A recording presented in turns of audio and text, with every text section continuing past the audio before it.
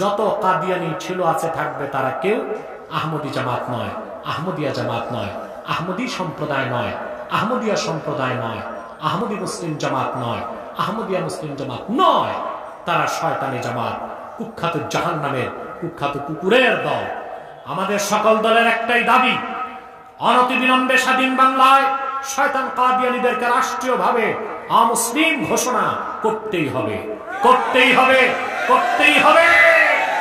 এক বলে স্বীকার না করে, বিশ্বাস করে এক, এটা বিশ্বাস না করে তাকে মুসলিম বলা যাবে? সে কি নিঃসন্দেহে কাফের, ঠিক কিনা? ঠিক সেভাবে মুহাম্মদ সাল্লাল্লাহু আলাইহি ওয়াসাল্লাম আল্লাহর রাসূল, এতটুকু বিশ্বাস করলে হবে না।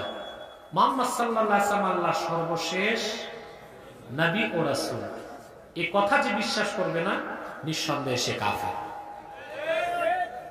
এই বিশ্বাসটার নাম আকীদা খাতমে নবুয়ত। আকীদা, কথা বলে না, খাতমে নবুয়তের বিশ্বাস। এই বিশ্বাস ছাড়া কেউ মুসলমান হতে পারে না। আমি আপনাদের একটা তথ্য দিয়ে যাই মুসলমান, মনোযোগ দিয়ে শুনে রাখুন। আমার প্রিয় রাসূল মুহাম্মদ সাল্লাল্লাহু আলাইহি ওয়াসাল্লামের জামানায় মদিনার সুদীর্ঘ 10 বছরে 80টির মতো যুদ্ধ হয়েছে।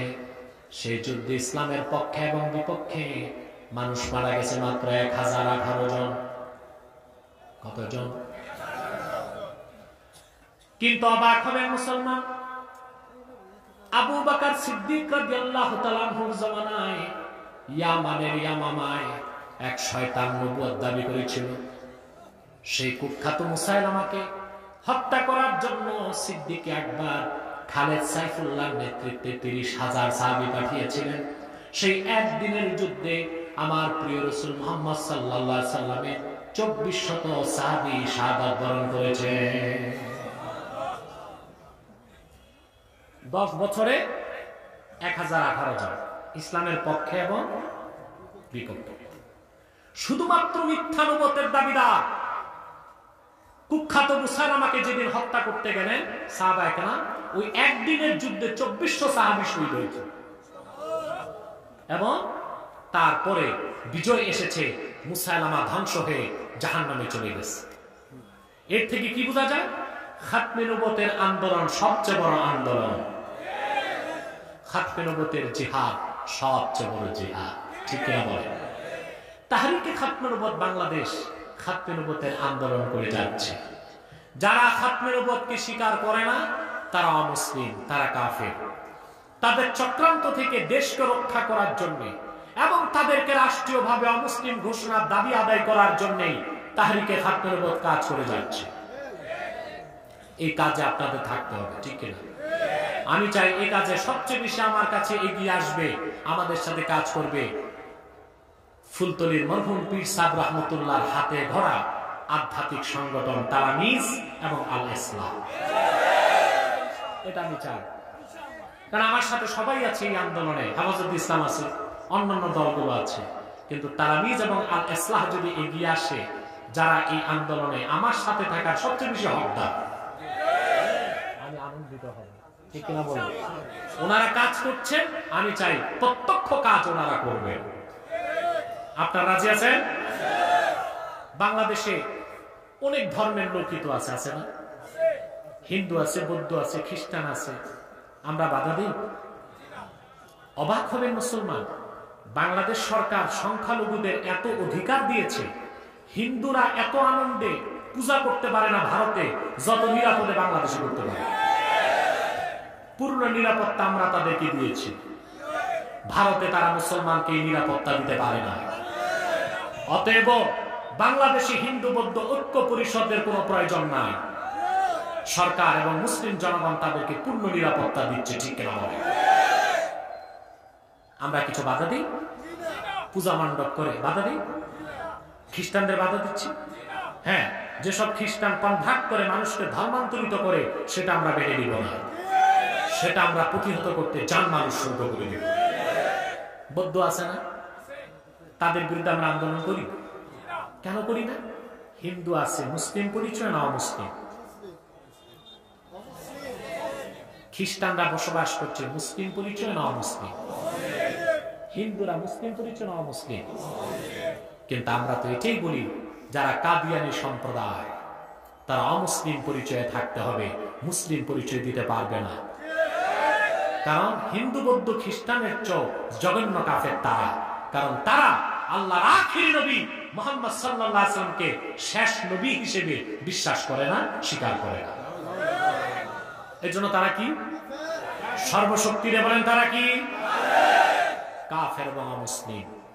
অতএব তাদেরকে অমুসলিম ঘোষণা করতেই হবে বাংলাদেশে। তারা মানুষকে ধোঁকা দিয়ে কাফের বানাচ্ছে। বাংলাদেশে তারা একটা দুইটা না ৮৩টা সেন্টার করে ফেলেছে কাদিয়ানীরা। কতটা? আপনাদের সুনামগঞ্জ দিরাইতে তাদের সেন্টার আছে, মৌলভীবাজার সদরও তাদের কিছু জীবাণু ছড়াচ্ছে, সিলেট শহরেও তাদের সেন্টার আছে। বাংলাদেশে ৮৩টার মতো সেন্টার তারা করেছে। মানুষকে ধোঁকা দিয়ে তারা কাফের বানাচ্ছে। তারা মানুষকে ধোঁকা দিতে মুসলমানদের মতো দাড়ি রাখে, টুপি লাগায়, মুসলমানদের মতো নাম রাখে, তাই বলে কি তারা মুসলমান হবে? আচ্ছা ভাই, দাড়ি রাখলে কেউ যদি মুসলমান হতে পারে, তো রবীন্দ্রনাথ ঠাকুরের চেয়ে বড় মুসলমান কে হবে? সে কি মুসলিম ছিল না অমুসলিম? টুপি লাগালে মুসলমান হয়ে যায়?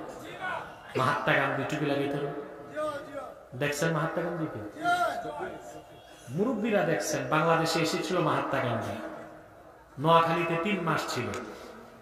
কেন ছিল তারও ইতিহাস আছে। তিনি এক হিন্দু মহিলার প্রেমে পড়ে গেছিলেন। রাজনীতিবিদদের কি অন্তর নাই, অনুভূতি নাই? এই ৩ মাসের প্রেমে রাজনীতি ভুলে নোয়াখালীতে ছিলেন। ওনার সাথে একটা ছাগল থাকতো। এই ছাগলটা 18 বার লন্ডন সফর করছে, কারণ মহাত্মা গান্ধী যেখানে যেতেন ছাগলটাও যেত। দুর্ভাগ্য, মহাত্মা গান্ধীর ছাগলটা চুরি হলো আমাদের নোয়াখালীর ফেনীতে। ওই জায়গার নাম হয়ে গেছে ছাগল নাইয়া।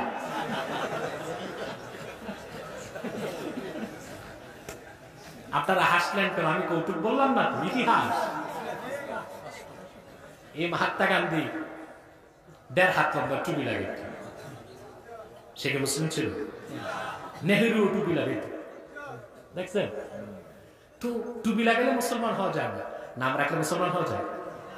এক খবিস বোতলে পেশাব করছে, ঢাকনা লাগায় উপরে লেবেল ফিট করছে ঠান্ডা শরবত।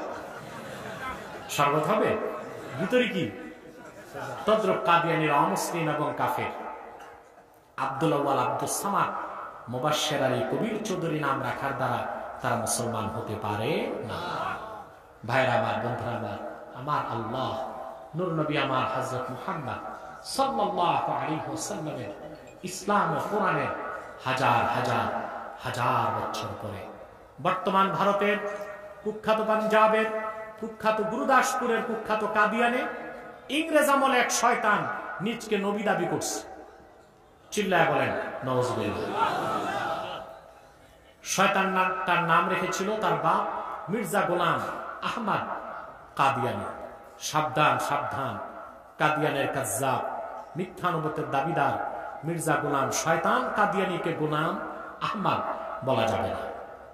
কারণ গোলাম আহমদ অর্থ আহমদ এর গোলাম। কোন কাফের কোনদিনও গোলাম আহমদ এর গোলাম হতে পারে না। আর কাদিয়ানের কাজ্জাব মিথ্যা নবুয়তের দাবিদার মির্জা গোলাম শয়তান কাদিয়ানী, সে ছিল কুখ্যাত কাফের। সে গোলাম আহমদ এর গোলাম ছিল না, সে ছিল কুখ্যাত শয়তানের কুখ্যাত গোলাম। কাদিয়ানের কাজ্জাব মিথ্যা নবুয়তের দাবিদার মির্জা গোলাম শয়তান কাদিয়ানীর উপর গজব এসেছে 1908 সালে। যখন গজব এসেছে, কাদিয়ানের কাজ্জাব মিথ্যা নবুয়তের দাবিদার মির্জা গোলাম শয়তান কাদিয়ানী 1908 সালে ধ্বংস হয়ে কুখ্যাত জাহান্নামের কুখ্যাত কুকুরে পরিণত হয়েছে। তার অনুসারীরাও ধ্বংস হয়েছে। বর্তমানে কিছু কাদিয়ানী বাংলাদেশে আছে যারা ইসলাম ও মুসলমানের বিপক্ষে চক্রান্ত করে যাচ্ছে। তাদেরকে নির্মূল করার জন্য সকল দলের মুসলমান ঐক্যবদ্ধ হতে হবে। তারা মানুষকে ধোঁকা দেবার জন্য নাম পরিবর্তন করে করে মিথ্যা পরিচয় দেয়। কখনো পরিচয় দেয়, মিথ্যা পরিচয় দেয়, নিজেদের পরিচয় দেয় আহমদী জামাত, কখনো বলে আহমদিয়া জামাত, কখনো বলে আহমদী সম্প্রদায়, কখনো বলে আহমদিয়া সম্প্রদায়, কখনো বলে আহমদী মুসলিম জামাত, কখনো বলে আহমদিয়া মুসলিম জামাত। সাবধান, যত কাদিয়ানি ছিল আছে থাকবে তারা কেউ আহমদী জামাত নয়, আহমদিয়া জামাত নয়, আহমদী সম্প্রদায় নয়, আহমদিয়া সম্প্রদায় নয়, আহমদী মুসলিম জামাত নয়, আহমদিয়া মুসলিম জামাত নয়। তারা শয়তানি জামাত, কুখ্যাত জাহান্নামের কুখ্যাত কুকুরের দল। আমাদের সকল দলের একটাই দাবি, অনতিবিলম্বে স্বাধীন বাংলায় শয়তান কাদিয়ানীদেরকে রাষ্ট্রীয়ভাবে অমুসলিম ঘোষণা করতেই হবে, করতেই হবে, করতেই হবে। এই দাবি আদায়ে যদি তাহরিকে খাতমে নবুয়ত বাংলাদেশের ব্যানারে জানমাল দিতে হয়, কারা কারা প্রস্তুত আছেন হাত তুলে দেখান।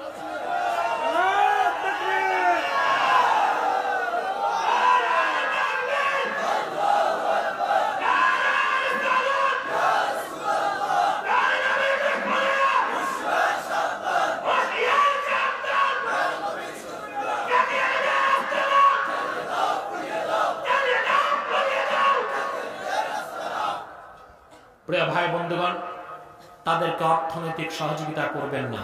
করবেন? করেন? করেন। প্রাণ কোম্পানির যত জিনিস তাদের, সেজান কোম্পানির জুস তাদের, RFL এর পণ্য তাদের, প্রথম আলো, ডেইলি স্টার, কালের কণ্ঠ, এগুলো তাদের। এগুলো ধরবেন না, কিনবেন না, বেচবেন না, মনে থাকবে।